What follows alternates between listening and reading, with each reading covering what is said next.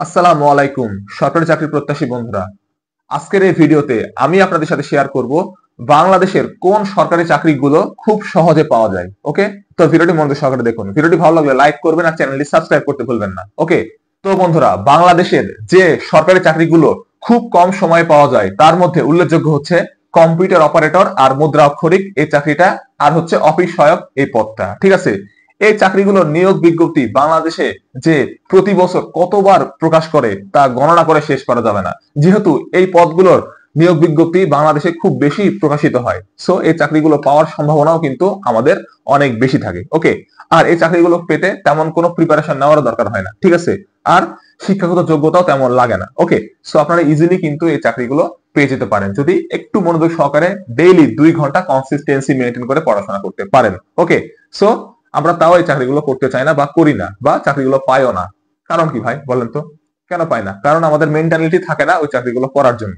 যদি আমরা BCS, bank এই চাকরিগুলো যেভাবে পেতে চাই ওই রকম একটা মেন্টালিটি নিয়ে বা ফোকাস দিয়ে পড়াশোনা করে যদি এই চাকরিগুলোর জন্য পড়ি, তাহলে কিন্তু আমরা এই চাকরিগুলো খুব সহজে পেয়ে যাই।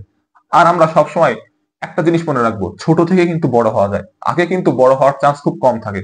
খুব কম মানুষ লাকি এত থাকে যে আগে বড় চাকরিটা পেয়ে যায় বা আগে বড় দিকে চলে যায়, ছোট দিকে না চেয়ে। ঠিক আছে, কিন্তু আমরা যারা সাধারণ মানুষ আছি তাদের কিন্তু ছোট থেকে বড় হতে হবে। ওকে, এই জিনিসটা মাথায় রাখবেন। সো ছোট চাকরি বলে যে তাকে আপনি হেই চোখে দেখবেন তা কিন্তু হতে পারে না।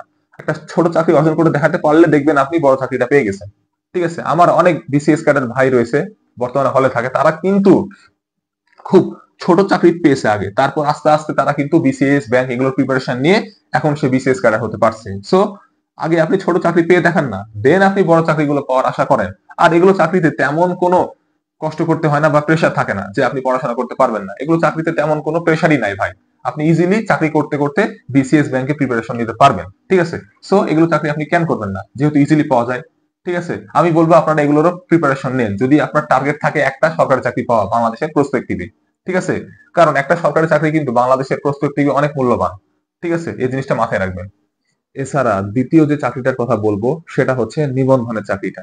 নিবন্ধনের চাকরিটা পাওয়াও কিন্তু খুব সহজ অ্যাজ কম্পেয়ার টু আদার বড় বড় চাকরি, যেমন বিসিএস, ব্যাংক ইত্যাদি। ওকে, তাই আপনারা নিবন্ধনের চাকরিটা পাওয়ারও চেষ্টা করবেন। নিবন্ধনে প্রিলি পাস করা একেবারে ইজি। মাত্র 40+ মার্ক পেলে আপনারা প্রিলিতে পাস করবেন 100-র মধ্যে। তো কত ইজি চিন্তা করেন। আর 40+ মার্ক পাওয়া খুবই সহজ, কারণ জাস্ট প্রিভিয়াস ইয়ারের প্রশ্নগুলো যদি আপনি পড়ে যান বিসিএস, প্রাইমারি আর নিবন্ধনের, তাহলে আপনি 40+ মার্ক পেয়ে যাবেন, আর কোনো কিছু পড়া লাগবে না আপনার। ঠিক আছে, সো এত সহজ প্রিলি পাস করা। আর শুধুমাত্র যদি আপনি রিটেনে ফোকাস করতে পারেন, রিটেনটা ভালো দিতে পারলেই আপনি চাকরিটা পেয়ে যাবেন। ভাইবা নিয়েও কোনো টেনশন নাই। আপনি রিটেনে ভালো মার্ক তোলেন তাহলে দেখেন ভাইবা নিয়ে কোনো আপনাকে টেনশনই করতে হবে না। ঠিক আছে, যেহেতু নিবন্ধনে রিটেন পরীক্ষা হয় নিজ নিজ সাবজেক্টে, তাই তুলনামূলক এই চাকরিটা পাওয়া খুবই ইজি। সো আপনারা অবশ্যই নিবন্ধনে টার্গেট করবেন নেক্সটে। ঠিক আছে, দেন আরেকটা যে চাকরির কথাটা বলবো সেটা হচ্ছে প্রাইমারির চাকরিটা। এই প্রাইমারির চাকরিটাও কিন্তু পাওয়া খুব সহজ। ঠিক আছে, অন্যান্য চাকরির তুলনায়। বর্তমানে এই 2024 আর 25 সালে কিন্তু চাকরি পাওয়া আরো বেশি সহজ, কারণ এখন আর কোনো কোটা নাই। আগে কিন্তু ছিল 60% নারী কোটা, কিন্তু এখন আর কোনো কোটা নেই। সবার জন্য সমান, ছেলে মেয়ে সবার জন্য এই চাকরিটা পাওয়া এখন সমান হয়ে গেছে। তাই এখন কিন্তু এই চাকরিটা পাওয়া খুবই ইজি। মাত্র 55+ মার্ক পেলে কিন্তু আপনার চাকরিটা হওয়ার সম্ভাবনা অনেক বেশি থাকে।